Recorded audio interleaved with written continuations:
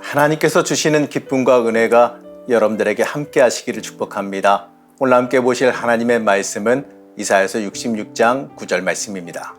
여호와께서 이르시되 내가 아이를 갖도록 하였은즉 해산하게 하지 아니하겠느냐.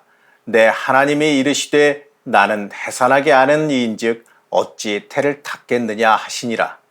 오늘도 엔게지 말씀 묵상과 함께 하시는 성도님들을 축복합니다. 우리는 신앙의 문제를 좀 심각하게 생각할 줄 알아야 돼요. 신앙, 바로 그리스도를 믿는다라고 하는 그 문제는요, 우리의 운명을 결정하는 중요한 일이기 때문에 그렇습니다. 단지 교회 다니는 행위가 아니에요. 단지 신앙이라고 하는 게 교회에 그냥 출석하는 행위에서 멈추는 게 아닙니다. 신앙은요, 하나님께 붙잡힌 상태와도 같거든요.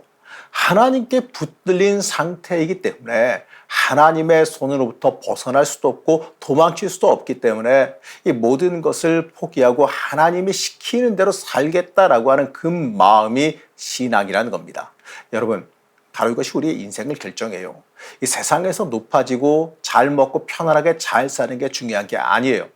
우리가 하나님 앞으로 나오는 것은요, 우리의 운명을 결정하는 중요한 문제입니다. 그렇기 때문에 우리는 항상 내가 바른 길로 걸어가고 있는지 긴장감을 가질 수 있어야 돼요. 이스라엘에게 있어서 하나님을 섬기는 최고의 방법이 제사였고 제물을 바치는 것이었습니다. 하지만 하나님은요, 의식적인 행위로 하나님을 섬기거나 영광을 돌릴 수 없다고 말씀하시지요. 이사야 1장을 보게 되면 하나님이 이스라엘의 제사와 절기를 싫어하신다는 말씀을 하시면서요, 그 이유를 분명히 밝히십니다. 이스라엘이 하나님이 기뻐하시는 것이 무엇인지도 모르면서 행했기 때문에 받지 않으셨다는 거예요.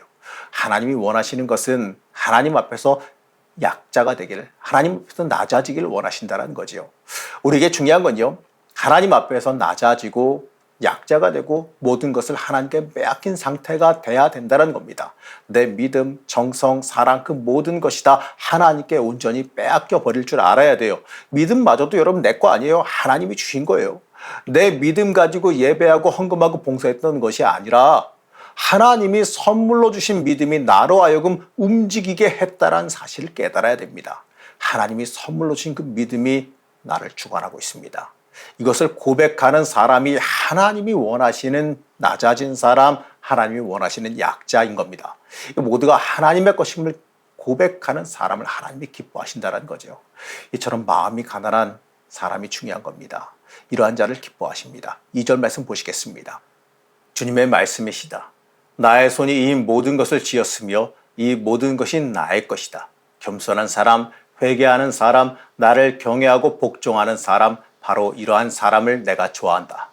하나님은요, 이 말씀처럼 하나님이 모든 것을 지으시고 이루셨다는 것을 깨달아 아는 사람을 기뻐하십니다. 내 능력으로 하나님을 기쁘시게 할 수 없다는 것을 발견했을 때 그 심령의 통해 자복함이 나오지 않을 수가 없는 겁니다. 그리고 하나님의 말씀으로 두려워 떨게 될 겁니다. 이러한 사람을 가리켜서 신앙인이라고 말하지요. 그리스도인이라고 말합니다. 내 속에 있는 그 모든 것이 하나님께로 빨려 나가버리는 경험을 한 사람, 이러한 사람이 하나님을 제대로 만난 신앙인이라고 말할 수가 있어요. 그럴 때 하나님 안에서의 새로운 세계를 체험하게 됩니다. 그것이 바로 새하늘과 새 땅이지요. 성령께서 일하시며 인간적인 능력을 주시는 것이 아니라 우리의 인간적인 힘을 빼앗아 하나님 앞에 철저히 엎드리게 만들어 주신다는 거예요.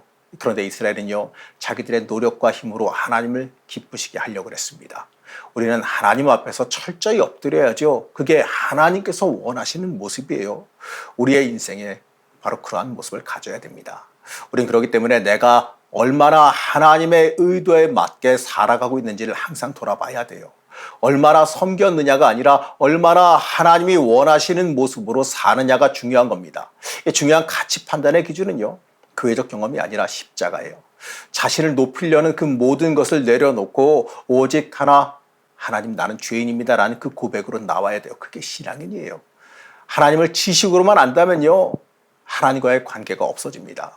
하나님 앞에서 내가 그의 피조물이라는 것을 깨달아 인식해야죠. 그것을 인식한다면, 그것을 깨달아 안다면 나는 하나님에게 철저히 속한 사람이라는 걸 깨닫게 되는 겁니다. 그 깨달음은 지금 내 처지와 형편에 대해 불평하는 것까지도 하나님께 순종하지 못하는 죄라는 것을 깨달아 알게 되는 겁니다. 9절 말씀입니다. 여호와께서 이르시되 내가 아이를 갖도록 하였은즉 해산하게 하지 아니하겠느냐. 내 하나님이 이르시되 나는 해산하게 하는 이인즉 어찌 태를 닫겠느냐 하시니라. 읽지는 않았지만 8절에서요. 시온은 진통하는 즉시 그 아들을 순산하였도다라고 말씀하십니다. 이 산통 중에 출산하는 그 세상과 전혀 다르게 이 고통 없이 아이를 낳았다 그래요. 바로 하나님께서 잉태케 하셨고 하나님께서 해산하게 하셨기 때문에 그렇습니다. 하나님은 바로 나를 낳으신 분이시지요. 하나님의 자녀로서 받을 혜택에만 눈을 돌릴 것이 아니라 우리가 하나님의 뜻에 순종해야 되는 존재라는 것을 우리가 먼저 봐야 됩니다. 우리는 하나님 앞에 순종하려는 마음이 있는지 한번 돌아봐야지요. 나는 하나님의 뜻에 순종하고 살아가야 되는 하나님의 자녀다라는 생각이 내 마음에 내 심령에 박혀 있느냐가 중요한 겁니다. 12절 말씀에서는요. 하나님이 이렇게 말씀하십니다. 여호와께서 이와 같이 말씀하시되 보라 내가 그에게 평강을 강같이 그에게 문 나라의 영광을 넘치는 시내같이 주리니 너희가 그 성읍의 젖을 빨 것이며 너희가 옆에 안기어 그 무릎에서 놀 것이라. 여호와께서 우리를 먹이신다 그래요. 우리를 낳고 그냥 내버려 두는 것이 아니라 젖을 먹이시고 키우시며 지키십니다. 자녀를 기를 때 부모의 기쁨은 뭘까요? 자녀가 부모 바라는 대로 자라나가는 거지요. 하나님께서도요 우리를 키우실 때 그 기쁨은 하나님이 바라시는 대로 우리가 존재하며 살아가는 데 있습니다. 이것을 가리켜서 영광 돌린다고들 흔히 말하지요. 성도도요 이 생각을 내 멋대로 살고 싶은 그 생각을 버리고 하나님의 마음을 생각하며 그를 하나님을 쫓아 살아가는 것이요 참된 성도이자 하나님의 자녀된 모습임을 깨달아야 됩니다. 우리는 항상 하나님께서 우리를 지켜보고 계신다는 그 사실을 잊어서는 안 됩니다. 그렇기 때문에 우리는 항상 내가 어떻게 사는 것이 하나님의 자녀다운 삶인지를 스스로 물어보며 살아갈 수 있어야 됩니다. 성도는요 하나님께 기쁨이 되는 것을 생각하며 살아갈 수 있어야 돼요. 우리가 그러할 때 하나님께서 기뻐하시는 것을 통해 나도 기뻐하며 살아가게 됩니다. 여러분 이게 신앙생활이에요. 하나님의 자녀라면요. 하나님의 기쁨이 되는 자녀의 모습을 잃지 않도록 해야죠. 물론 내 기쁨을 포기하고 사는 건 쉽지 않을 겁니다. 그러나 이 무조건적인 포기가 아니라 기쁨의 조건을 바꿔야지요. 하나님의 기쁨을 내 기쁨으로 여길 줄 알아야죠. 내가 여태까지 추구했던 내 욕심과 내 욕망과 내가 편하게 누리고 내가 살려고 했던 그 모든 것들을 갖다가 그것을 기쁨으로 삼았던 걸 갖다가 그걸 내려놓고 하나님과 함께함, 하나님께 순종함, 하나님과 동행함을 내 인생의 기쁨으로 여기고 살 줄 알아야 됩니다. 하나님은요 내 기쁨을 위해서 내 만족을 위해서 계신 분이 아니에요.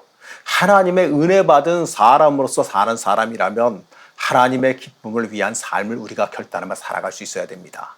그리고요 하나님은 심판을 말씀하시는데 하나님의 심판은요 세상의 선악 논리가 기준이 아니에요. 하나님은 누가 자신의 악함을 알고 강하신 하나님을 의지하고 살았는가를 보세요. 한마디로요 내가 하나님 앞에 아무것도 아니라는 걸 깨달아 알고 하나님의 능력을 의지해야지만 산다는 것을 고백하며 하나님을 의지하며 살았느냐 이겁니다. 하나님은 심판의 기준에 대해서 이렇게 말씀하시지요.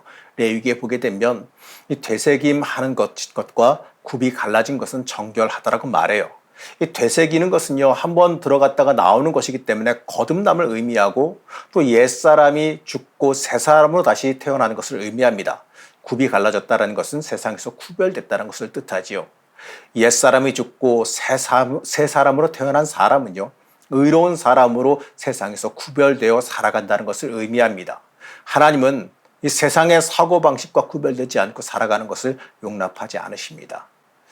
나는 얼마나 세상에서 구별되어 살아가고 있나? 나는 얼마나 세상과 하나님의 사람으로서 세상에서 하나님의 사람으로서 구별되어서 살아가고 있는지 한번 살펴봐야 돼요. 혹시나 내가 주님보다 더 사랑하는 것이 있진 않았는지 한번 돌이켜봐야 됩니다. 내가 주님을 사랑한다면 세상과 구별되어야 되지 않겠습니까? 이사야서의 마지막이 구원과 멸망의 이야기로 맞춰지고 있는 것에 대해서 우리는 깊이 좀 생각해 봐야 됩니다. 이사야가 지적한 이스라엘의 죄는요 멸망받을 죄예요. 이사야는 세상을 둘로 구분합니다. 심판받을 사람과 남은 자. 이 심판을 피할 자들이 있다는 것이 아닙니다. 심판 속에서 새 예루살렘에 포함될 남은 자가 있다는 거예요. 지금 우리들의 눈엔 이 돈만 있으면 얼마든지 재미있고 행복한 인생을 살 것 같은 이 세상의 것들만 눈에 들어오겠지만 이 목자를 제대로 만난 사람은 세상이 아니라 새하늘과 새 땅을 마음에 두고 살게 돼요. 하나님이 주시는 새하늘과 새 땅을 마음에 두고 살게 되어진다는 겁니다. 사랑하는 성도 여러분, 이사야서를 마치면서 우리는 내 자신의 부정함과 더러움을 발견할 수 있어야 됩니다. 그럴 때 임마누엘로 오셔서 십자가를 진 그 목자를 제대로 만나게 될 거예요. 그때부터는요, 돈 때문에 사는 인생이 아니라 그리스도의 피 때문에 살아가는 인생으로 내 인생이 뒤바뀌게 될 겁니다. 이것이 바로 새 하늘과 새 땅에 거할 남은 자의 모습입니다. 하나님이 지금도 일하세요. 그렇기 때문에 하나님 없이 살아가는 세상은 결국 멸망하고 만다는 걸 깨달아야 돼요. 우리는 멸망할 세상을 따라가지 말아야죠. 그 세상 위에서 존재할 하나님께서 주시는 새하늘과 새 땅을 생각하며 살아갈 수 있어야 됩니다. 하나님의 사람으로 굳건히 서서 여러분, 하나님께서 주시는 그 참된 복, 그 복을 받아 누리는 주의 자녀가 되시기를 이 시간 간절히 축복합니다. 우리의 길과 진리가 되신 하나님, 하나님의 사람으로 세상과 구별되어 살아가길 원합니다. 우리 붙잡아 주시고 지켜주시는 은혜를 체험하게 하여 주옵시고 십자가의 은혜로 말미암아 살아가는 주의 자녀가 되게 하여 주시옵소서. 십자가의 길, 하나님께서 인도하시는 길로 걸어가길 원하오며 거룩하신 예수님의 이름으로 간절히 기도드렸습니다. 아멘.